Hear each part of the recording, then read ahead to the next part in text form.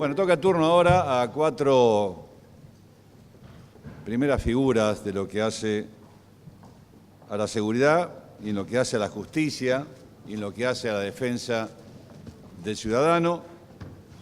Invito a subir a este estrado al doctor Sergio Berni, secretario de Seguridad de la Nación, para quien pedimos un aplauso.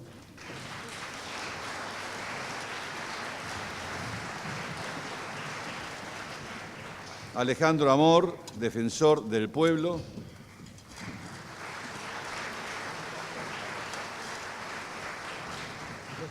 El camarista federal, doctor Claudio Gutiérrez de la Cárcova.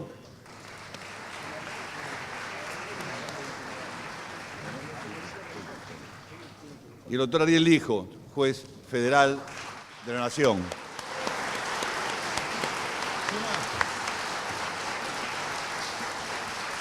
Buenos días a todos los presentes. Quiero agradecer a quienes me hicieron la invitación, en particular al doctor Guillermo Marconi, y comenzar explicando un poco la razón de la presencia de la Defensoría del Pueblo en este panel, en el que el título es Cómo combatir el narcotráfico desde la Fuerza de Seguridad y la Justicia. La verdad que queda claro que no es un rol que nos competa institucionalmente como Defensoría del Pueblo.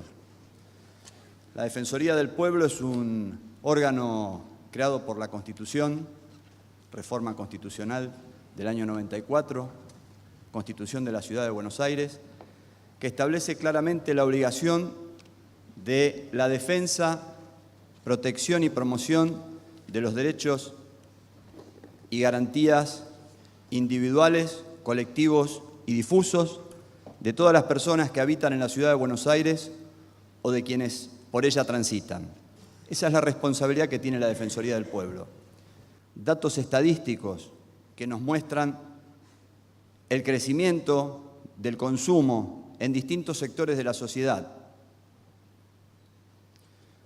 Podemos discutir entre nosotros si las normas que están vigentes son suficientes o no. Hace pocos días, con un juez federal, coincidíamos en que la normativa que está vigente pareciera ser más que suficiente. Lo que creo que primero debemos definir es una cultura clara en el combate contra el narcotráfico. Hoy vivimos en la cultura del relativismo, en la que nos encontramos con expresiones precisas de la sociedad del descarte, en la que, por ejemplo, los ancianos o los más jóvenes son expulsados y no se los considera con posibilidades reales de posición para poder proyectarse en la sociedad. Para el combate al narcotráfico hay que atacar el corazón, y el corazón es el poder económico del narcotráfico. Y para eso hay que terminar fundamentalmente con esta cultura relativa en la que hay complicidades dirigenciales, en las que se acepta la existencia de lavado de dinero, en la que existe cohecho, complicidades y en la que existen conductas que muchas veces son exaltadas hasta en los medios de comunicación como si fueran ejemplos o héroes de la sociedad, y detrás de ellos se esconden los verdaderos delincuentes que son los que administran los negocios del narcotráfico. Una cultura en donde se restablezcan valores en las que el hombre sea sujeto de ese proceso y no objeto y destinatario de las consecuencias de las políticas que se apliquen. En campaña, muchos podemos decir consignas que son simpáticas para el electorado cuando se está al borde de una elección. Hay que tener cuidado cuando se plantea el meterle bala, porque no sea cosa que en vez de meterle bala a los responsables del lavado, a los cómplices del narcotráfico, a las dirigencias que apañan y miran para el costado, a todos los sectores que forman parte del negocio del narcotráfico, terminemos cayendo sobre el adicto. Al delito se le responde con la justicia y con las fuerzas de la seguridad. Al adicto, al enfermo, se lo responde con políticas de integración social y con protección de la salud. Esa es la posición de la Defensoría del Pueblo, la definición de una nueva cultura con valores que terminen con la cultura del relativismo y establezca claramente al hombre como sujeto del proceso histórico y no como objeto del meta en bala de una campaña electoral. Muchas gracias. Muchas gracias, doctor Amor. En turno, y agradeciendo su presencia, el doctor Ariel Lijo, juez federal de la Nación. Respecto al rol de los tribunales, me parece que a mí que hay un problema de enfoque histórico de cuál es el rol que tienen que asumir los tribunales. El delito de narcotráfico debe ser abordado como lo que es, una organización criminal, no como una persecución indefinida de consumidores o de vendedores en los barrios. Es cierto que la venta en los barrios genera mucho deterioro en la convivencia de los vecinos, ¿sí? Porque los roban, los chicos que van a comprar droga roban a los vecinos a cualquier hora del día, y eso genera grandes niveles de inseguridad y de deterioro. Pero es un fenómeno mucho más complejo. Aparte del fenómeno criminal, el fenómeno narcotráfico es un fenómeno económico, social y cultural. Y los tribunales cuando intervienen, por supuesto que se les aplica con todo el rigor de la ley, porque como son pequeños consumidores no hay ningún problema, el sistema penal se aplica para todos los casos. Pero, ¿qué es lo que ocurre? Mire, hay un paralelismo con los casos de trata. Cuando uno interviene en un taller clandestino y recupera una cantidad de personas esclavizadas o en un prostíbulo, el problema que tiene a continuación es que no tiene nada para ofrecerle a las víctimas. Nada, absolutamente. No podemos competir. El que tiene el taller, el que administra el taller clandestino, los hacen vivir en condiciones, por supuesto, miserables, pero tienen su casa, viven con sus hijos en ese lugar, no les pagan el sueldo, pero más o menos los mantienen, le dan de comer. Nosotros intervenimos, cerramos el taller, secuestramos las máquinas y no tenemos nada para ofrecerle a cambio. Pasa exactamente lo mismo con los adictos o con el fenómeno de venta de droga, que es un fenómeno de pyme prácticamente. Y de todos modos son fenómenos que van mutando, ¿sí? Hace unos años lo que veíamos era que familias enteras vendían droga. Ahora el fenómeno mutó, por lo menos la experiencia que tenemos nosotros, y entonces ahora, en general, la droga la tiene un menor de edad, chicos de 14, 15 años que tienen mochilas con droga, otro que tiene la plata y un tercero en general que está armado.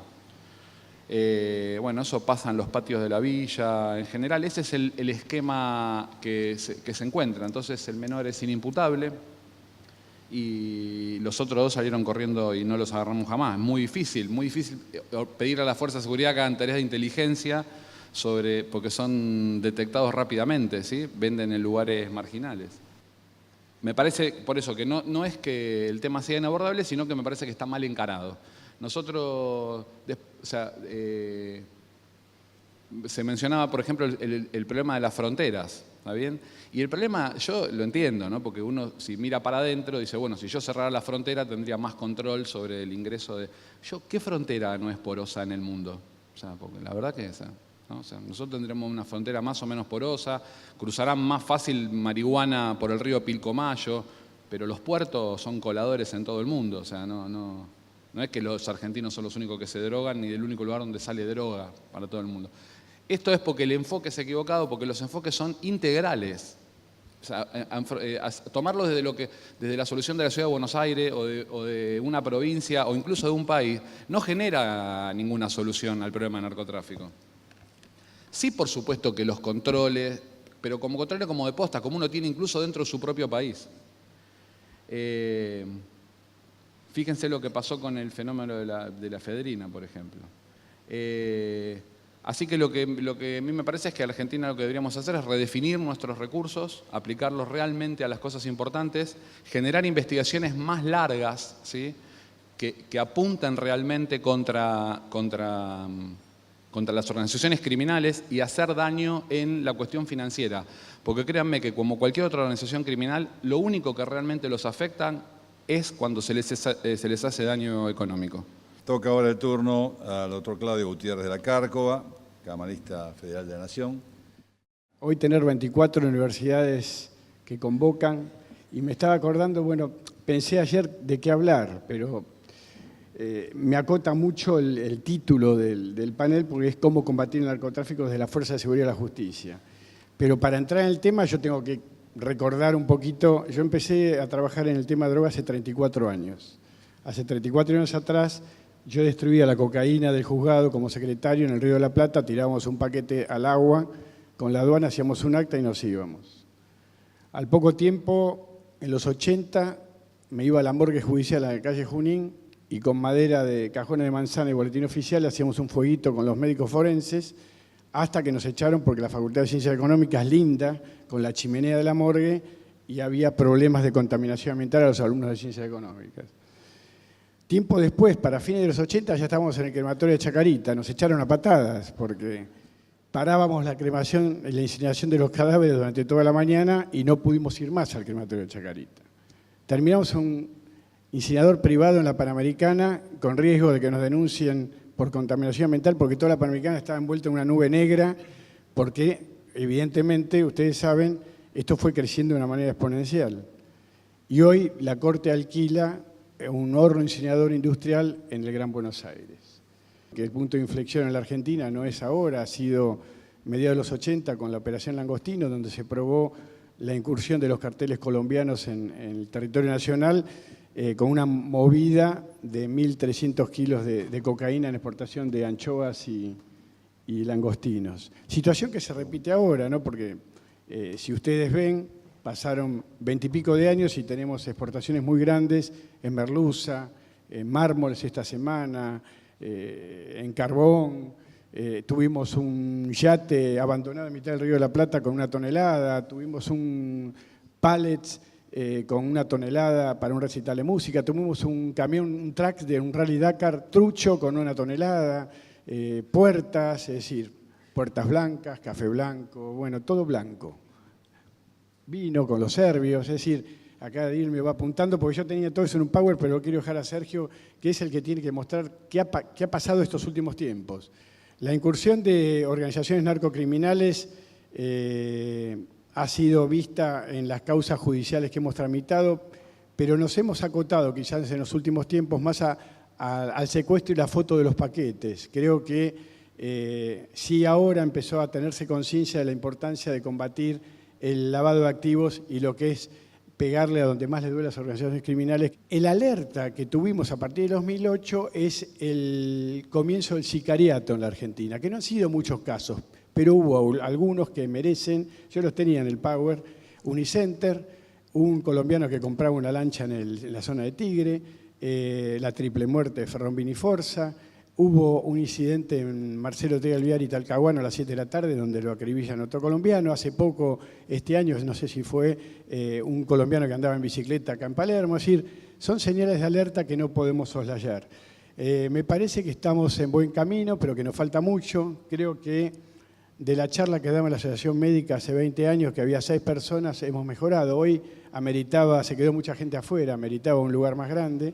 Me parece que la sociedad está reaccionando y, como dije alguna vez, me parece que es importante porque es toda la sociedad la que debe reaccionar y cada uno en su puesto de trabajo dar una batalla a este flagelo que pone en riesgo no solamente la integridad y las instituciones y la república, sino que pone en riesgo la salud y la vida de muchos jóvenes, que ustedes saben que hoy la Argentina no cuenta con ningún marco de asistencia sanitaria, es muy poco lo que hay, y tampoco hemos trabajado en lo que es la prevención de adicciones. Por eso, unas palabras a estar muy alerta con hablar de legalizar el consumo sin preparar las herramientas necesarias para que no se nos mueran muchos chicos. Les agradezco y que Argentina despierte. Muchas gracias, doctor Dacárcova. Para cerrar esta mesa y después abrir el debate a interrogantes, a preguntas que ustedes tengan sobre lo que acaban de decir los panelistas, toca el turno al doctor Sergio Berni, secretario de Seguridad de la Nación. Adelante, doctor, y gracias por su presencia. Bueno, buenos días a todos. Agradezco la invitación para poder discutir en un ámbito donde no es común que se junten 24 universidades para poder debatir un tema que hoy ocupa y preocupa a todo el mundo. Y cuando digo que nos ocupa y nos preocupa a todo el mundo, me parece que es muy importante y les propongo, ¿no?, que hagamos, en virtud y en el respeto del tiempo que tenemos, desarrollar el tema del narcotráfico en 20 minutos. Obviamente que es imposible, como es imposible tocar un solo tema del narcotráfico. Entonces le propongo hacer por ahí un ejercicio de reflexión y de permanente contradicción, porque creo que desde las contradicciones sale el ámbito propicio para discutir las alternativas de aquí hacia el futuro. Se estima que más o menos 250 millones de personas son las que consumen droga en el mundo. Imagínense, en un negocio imposible de imaginar, mueve más de 300.000 billones de dólares. 300.000 billones de dólares. Un negocio prácticamente imposible, con el cual es imposible de competir. Y en esta reflexión de lo que pasa en el mundo nos encontramos en la Argentina, que como dijo Claudio, tenemos un estado de vulnerabilidad permanente.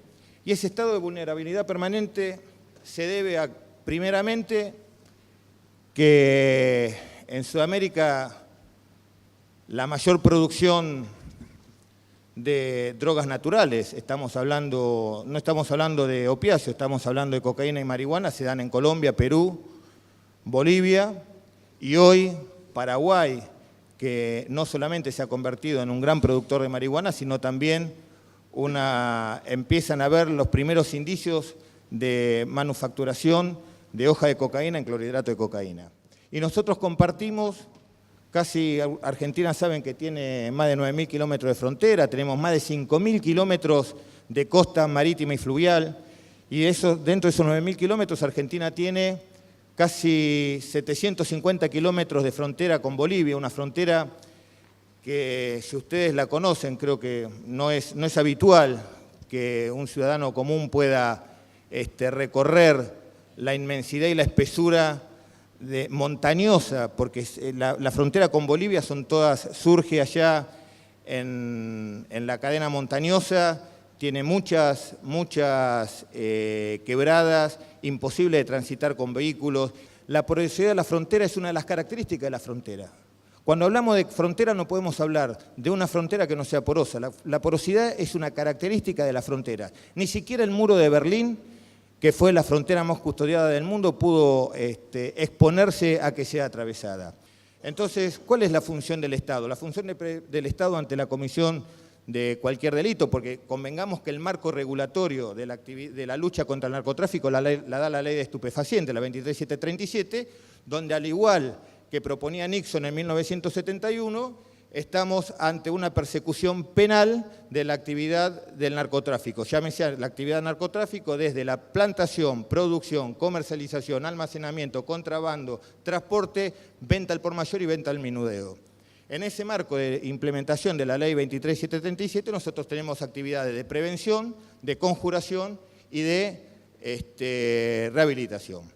En cuanto a las actividades de prevención, nosotros aquí tenemos que distinguir tres características muy importantes y que es un poco la actividad que reflejamos hacia el mundo y que se está tomando con una mirada y una óptica muy especial. Primeramente, la incorporación. Primero, para nosotros no hay capacidad de... Cuando hablamos de prevención tenemos que hablar de un marco global y de un marco específico de la Fuerza de Seguridad. Cuando hablamos del marco global estamos diciendo que no hay posibilidad de implementar un modelo de seguridad por fuera de un modelo de inclusión social. Y en ese sentido, cuando hablamos de inclusión social hablamos con pilares en tres ejes: educación, política de trabajo y políticas sociales de movilidad social ascendente. En esos tres trípodes nosotros nos sumamos y de las fuerzas policiales nuestra tarea de prevención está insertada también en tres pilares. Primeramente, la participación ciudadana. ¿Qué significa la participación ciudadana? Que es muy importante comprometer a la sociedad en la lucha contra el narcotráfico. No solamente desde aportar datos, sino desde la actividad generada. Nosotros hemos generado, capacitado y puesto en la calle mucho personal, mucho recurso humano que sin ser integrante de las fuerzas federales trabajan en conjunto con las organizaciones barriales, con organizaciones no gubernamentales, que le da una mirada no policial a los conflictos. Y eso para nosotros es fundamental. Hay dos dobles preguntas para Sergio Berni y Ariel Lijo. La primera es a los dos, las dos contesten juntos. ¿La República Argentina es un país productor o es un país de tránsito? O las dos cosas. Y la segunda es, ¿qué posición tiene respecto a la despenalización del consumo de drogas? No, la producción es por problemas climáticos, excepto si se refieren a que hay a la instalación de cocinas, etcétera, unas pocas, y en los últimos tiempos, y es de tránsito y de consumo, básicamente. Y mi posición respecto del consumo de estupefacientes, ¿esa era la pregunta, Guillermo? Exactamente. ¿Qué pienso de la despenalización del consumo? El proceso de Sí, el proyecto de despenalización, el proyecto que hay de despenalización del consumo de drogas. Sí, bueno, yo precisamente puedo opinar de los casos que tengo. Y la Corte resolvió en Arriola, en determinadas condiciones, en determinadas circunstancias, considera que el consumo de estupefacientes es una acción privada que está exenta a la autoridad del Estado. Eso es lo que la Corte estableció. No es un bill de indemnidad, ni permite, o sea, tiene muchas restricciones. Y la Corte realmente, o sea, abordó el tema de una manera integral, ¿sí? En ese marco yo estoy de acuerdo con el fallo de la Corte. Doctor Berni. Bueno, en cuanto a Argentina, claramente no es un país productor. Y cuando hablamos de producción estamos hablando, para que entiendan, bueno, la marihuana, obviamente que todo tiene que ver con cuestiones no solamente de clima, sino también de condiciones de altitud. Y cuando hablamos de producción de cocaína, cuando acá se habla de cocina, además hay de ser un problema, como dijimos recién, climático y geográfico, también hay un problema de economía, porque ustedes calculen que para hacer un kilo de clorhidrato de cocaína se necesitan aproximadamente 1000 kilos de hoja de coca.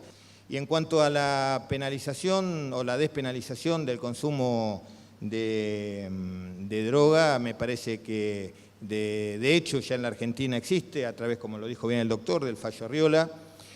Me parece que es un tema que tiene que ver desde el punto de vista personal con mejorar la economía procesal en toda actividad judicial. Y estoy seguro, y me parece que esta es la reflexión más importante, estoy totalmente convencido que este modelo de persecución penal que se ha implantado de Nixon a la fecha ha fracasado en el mundo, totalmente convencido. No hay un país en el mundo que pueda experimentar o pueda mostrar un éxito en la lucha contra el narcotráfico de la manera tradicional que lo ha planteado Nixon, ni siquiera Colombia, porque Colombia, más allá de que ha atravesado un periodo donde se calcula que han fallecido producto de esta violencia más de 200.000 personas, ha trasladado esta violencia a México, así que lo que hizo el Plan Colombia fue cambiar el lugar del problema, pero no erradicó el problema. Pero también me gustaría, aparte de la pregunta que va a hacer nuestro experto internacional, que se despida sobre el proyecto de despenalización de drogas. Yo soy medio crítico a estas posiciones tan legalizadoras, ¿no? Primero, para aclararle a la gente que no es técnica, la ley 23737, que ya tiene un tiempo y que hace falta pegarle una mirada y una revisación, nunca prohibió el consumo personal, nunca estuvo prohibido el consumo personal en el ámbito privado en la República Argentina, no está penado por la ley. Lo que sí se penó en el artículo 14, segunda parte, es la tenencia para consumo y el consumo ostensible, es decir, el consumo en una escuela, en un patio, que es lo que está pasando. ¿Qué es lo que yo digo? La ley 23737 tuvo dos medidas que nunca pudieron llevarse a cabo con éxito, que era la suspensión del proceso penal a la persona que era detectada con la tenencia para consumo, donde el juez federal tenía la posibilidad de mandarla a esa persona a una medida educativa o una medida curativa, de acuerdo al grado de adicción. Eso nunca pasó, es decir, en una época se le otorgó muy pocos fondos al Ministerio de Educación y eso no funcionó. Para darles una idea, yo tuve la suerte de exponer el 8 de mayo frente al ministro de Salud de Uruguay, que ha lanzado un proyecto inédito en el Cono Sur, que es la siembra, producción y venta de marihuana. Yo al ministro le dije de todo, porque le dije prácticamente de todo, porque 3 días antes de viajar a Montevideo había leído en los medios de prensa que un camión de basura en la zona del Bajo Flores, recogiendo un contenedor de basura, como ahora es la recolección mecánica, al caer el contenedor en el camión, el conductor ve en el visor del camión un cuerpo. Y era uno de los chicos del Paco, que dormía dentro de la basura. Y gracias a que el chofer lo vio, no lo compactaron. Y evita que compacten a un compañero que dormía en la cuadra siguiente. Entonces yo le decía al ministro de Salud de Uruguay, Nuestros chicos van a viajar a Uruguay a comprar en el mercado negro que se va a crear, es lo que pasa en Holanda, con los alemanes, y esto me lo han contado los alemanes que están locos con Holanda, y Holanda ha tenido que reducir de 35 gramos a 5 la venta en los coffee shop, y es diferente la posibilidad sanitaria y de prevención que tiene la Comunidad Europea con la nuestra, les puedo asegurar. Hoy Cenareso tiene las mismas camas que en el 70 y algo cuando abrió, y Ceronar tiene unas pocas más becas que las que tuvo para derivar a los únicos que hoy están atendiendo a los chicos, que son las comunidades terapéuticas, que son ONG privadas. El Estado está ausente. Y yendo a Arriola, les cuento que Arriola impetra a los estados del Poder Ejecutivo, al Estado Nacional, a tomar medidas para asistir a la persona con compromiso. Entonces, evidentemente sí tenemos que recapitular, es una ley que ya tiene muchos años, pero yo dejo esta reflexión. Hay una ley de educación sancionada hace varios años que no se aplica en materia de prevención de adicciones en las escuelas. No hemos trabajado en nada en la prevención, ni siquiera con las drogas legales, que es el alcohol y el tabaco. Sí, otros países lo hacen. Y tampoco tenemos el marco sanitario para poder atender lo que significaría legalizar imprudentemente. Creo que hay que dar una discusión parlamentaria seria y preparar los resortes del Estado, que no son solamente las leyes, sino son los marcos presupuestarios adecuados para que acompañen esas leyes. Esa es mi posición.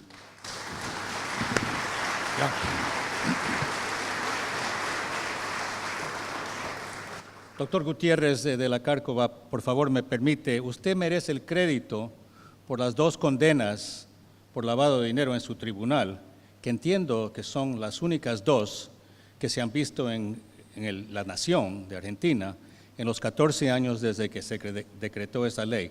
¿Por qué no han habido más en los otros tribunales? Primero, el lavado de activos es un delito bastante complicado y las fuerzas de seguridad necesitan capacitación para seguir la ruta del dinero. Habitualmente lo que vemos en los procedimientos son la foto de los paquetes y la numeración de los paquetes, y faltan investigaciones que sigan esa ruta del dinero. Yo creo que la Argentina ha hecho mucho esfuerzo para las 40 recomendaciones del GAFI y GAFI-SUD. Ha costado mucho, no es fácil, es un delito complejo. El delito cuello blanco, que es prácticamente a lo que nosotros nos dedicamos en el fuero, es de los más complejos. Es más fácil investigar a lo mejor un homicidio que lo que es el lavado de activos y financiamiento de terrorismo. La respuesta no la tengo, no sé por qué no hay más sentencias. La última reforma ha facilitado, yo tengo ahora en curso otros temas para ir a juicio, que también apuntan a lo que es la corrupción. La corrupción es otra forma de manejo. Hemos tenido muchísimos casos de transporte de divisa extranjera, de dólares al exterior, que están siendo investigados las causas de ese dinero, de dónde viene, pero ya no necesitamos el delito precedente. Ahora la persona sujeta a proceso debe probar que es lícito ese transporte y de dónde proviene el dinero. La respuesta no la tengo. Nosotros fuimos con 2 sentencias y por suerte la Argentina salió de esa lista gris que estaba hace 2 o 3 años. Muchas gracias.